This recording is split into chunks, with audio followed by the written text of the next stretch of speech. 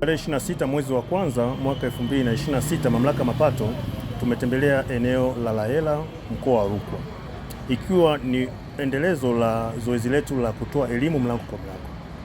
Tukiwa hapa Lahela, tumewakumbusha walipa kodi na wafanyabiashara eneo la Lahela kuja kufanya makadirio kwa wakati, kwani hichi ndio kipindi cha mapema ambacho tunaweza kufanyia makadirio yao.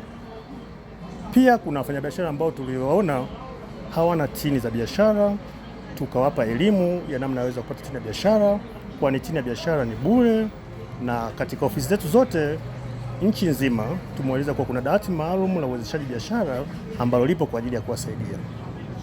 Pia katika zoezi letu hili la elimu la mlango kwa mlango tumeendelea kuhimiza matumizi ya EFD pale wafanyabiashara kufanya mauzo, na pia hata kwa wale wananchi wa Lahela pale wanapofanya manunuzi. Mambo mengine ambayo tumeweza kuyapata pale Lahela, wafanyabiashara hapa wametupa ushirikiano mzuri na zoezi limeweza kuwa zuri, na wameahidi kwa wale ambao bado hawajafanyia makadirio watafika katika ofisi zetu za Lahela ili waweze kufanyiwa makadirio yao kwa wakati.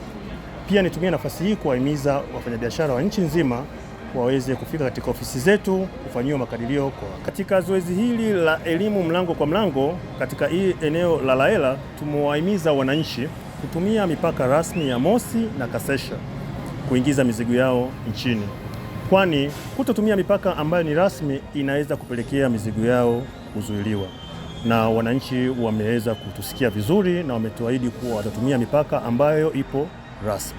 Kwa kweli leo nimefurahishwa kukutana na maafisa kutoka TRA makao makuu, ambao kwa kweli imekuwa ni jambo jema sana kwetu sisi wafanyabiashara kutembelewa. Kama ilivyo ada, watu wengi wakiona maafisa wa TRA huwa kidogo wanashtuka na kuogopa, lakini imekuwa tofauti kidogo kwa kipindi hiki ambapo unakuta wanazungumza na sisi wafanyabiashara, lakini pia kama kuna changamoto yoyote wanajaribu kutueleza, lakini tuweze kukaa pamoja. Jambo la msingi ambalo tumeona kwetu sisi kama wafanyabiashara ni kupita kipindi kama hiki ambacho hasa ni kipindi cha kufanya makadirio ya kodi, ambapo huwa anafanyika kwa kipindi cha siku 90, kwa maana kuanzia Januari mpaka mwezi Machi. Kwa hiyo sisi wafanyabiashara, hata mimi mwenyewe binafsi ninajiandaa, na fikiri baada ya wao kupita leo, kesho itabidi nifike ofisini kwa ajili ya kufanya makadirio. Ninafahamu kwamba muda bado, lakini ni vizuri kufanya makadirio mapema ili kuepusha usumbufu. Kwa kweli ni watoe hofu wafanyabiashara wenzangu wote. Kwa kweli leo tumetembelewa na maafisa wa TRA, kwa kweli hawana shida kabisa.